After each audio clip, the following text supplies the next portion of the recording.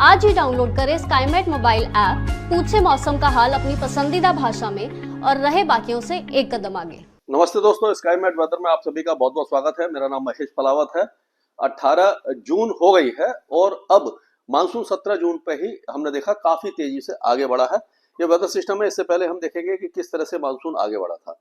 तो अब ये मानसून की जो रेखा है वो आप देखिए कि किस तरह से आगे बढ़ी है। 16 तारीख तक ये जो साउथ गुजरात को छू गई थी और इससे पहले 15 जून तक तो ये यहीं पर थी, मतलब कि मुंबई के आसपास थी। और उसके बाद ये 16 जून को आगे बढ़ी थी, गुजरात को छुआ था इसने। और कुछ एरिया जो था बाकी जो 29 मई के आसपास का जो मतलब जहां पर तक पहुंची थी वहीं तक रही थी, यानी 29 से लेकर के ये 16 जून तक आगे नहीं बढ़ी थी।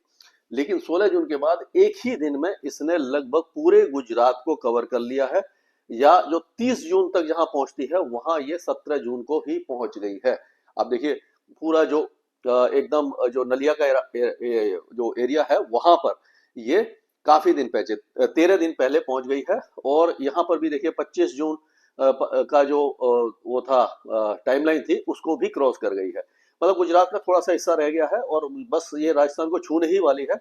मध्य प्रदेश के जो दक्षिणी भाग हैं और ज्यादातर छत्तीसगढ़, उड़ीसा के ज्यादातर इलाका, ये उड़ीसा के तो पूरा हो गया, पश्चिम बंगाल पूरा हो गया, झारखंड के ज्यादातर इलाकों के साथ साथ ये बिहार के कुछ भागों तक पहुंच गई है। यानी कि टाइमलाइन से पहले ये जो मानसून है आगे बढ़ चुका है अब, क्योंकि बारिश की गतिविधियां आपने देखा है कि पूरे भारत में इंटेंसिफाई हो गई हैं, बढ़ गई हैं। और दिल्ली में भी काफी अच्छी बारिश देखने को मिली है और कई इलाकों में जलभराव भी हुआ है और टेम्परेचर भी नीचे गिर गए। अब देश के किसी भी हिस्से में लू का प्रकोप नहीं है, हीट वेव नहीं चल रही है। तो ये देखिए ये 20 जून का जो लाइन है, ये जो लाइन है ये हमें लगता है कि आज कल में ही ये इसको क्रॉस कर जाएगी और ये उत्तर प्रदेश को छू जाएगी और उत्तराखंड के भी कुछ इलाकों को छू जाएगी। और 25 जून की जो टाइमलाइन आप देख रहे हैं, जो साउथ राजस्थान और मध्य प्रदेश के ज्यादातर इलाकों के साथ साथ ये पश्चिमी उत्तर प्रदेश, हिमाचल, जम्मू कश्मीर और लद्दाख यहां तक पहुंच जाएगी।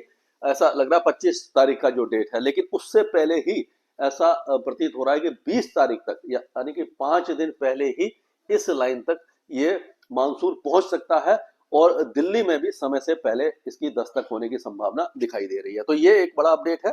और अभी जो वेदर सिस्टम आपने देखे थे जो इस तरह से बने हुए थे, एक लो प्रेशर एरिया था, ये लो प्रेशर एरिया थोड़ा सा यहाँ पर साइक्लोनिक सर्कुलेशन था बंगाल की खाड़ी में, यहाँ पर भी लो प्रेशर एरिया बन गया और ये लो प्रेशर एरिया थोड़ा सा आगे चला गया।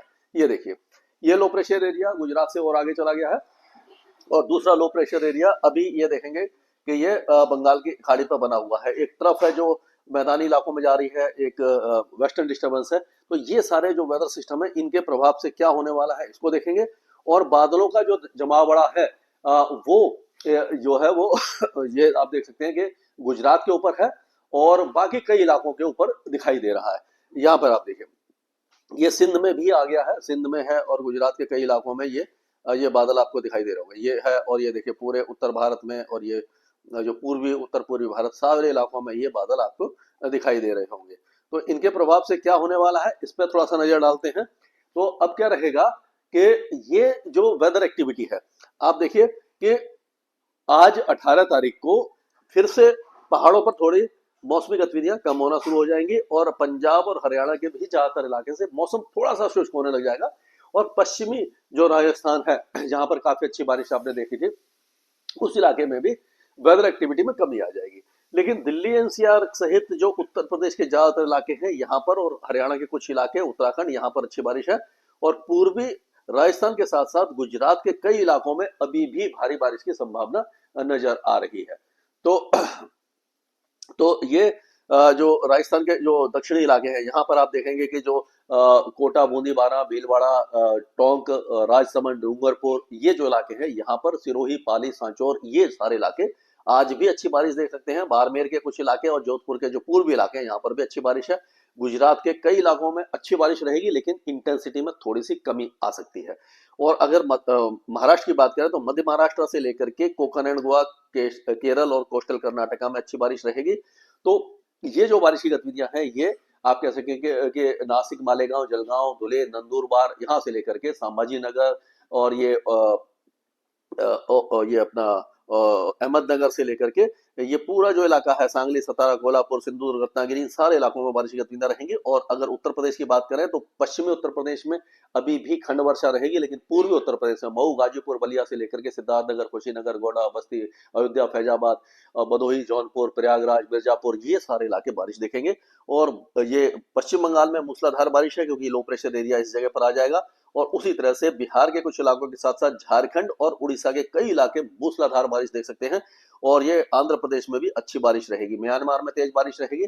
लेकिन ये अब क्या होगा कि पश्चिमी मध्य प्रदेश से लेकर के ये विदर्भ, तेलंगाना, आंध्र प्रदेश, आंतरिक कर्नाटका और तमिलनाडु, यहाँ पर बारिश में थोड़ी सी कमी आपको दिखाई दे सकती है।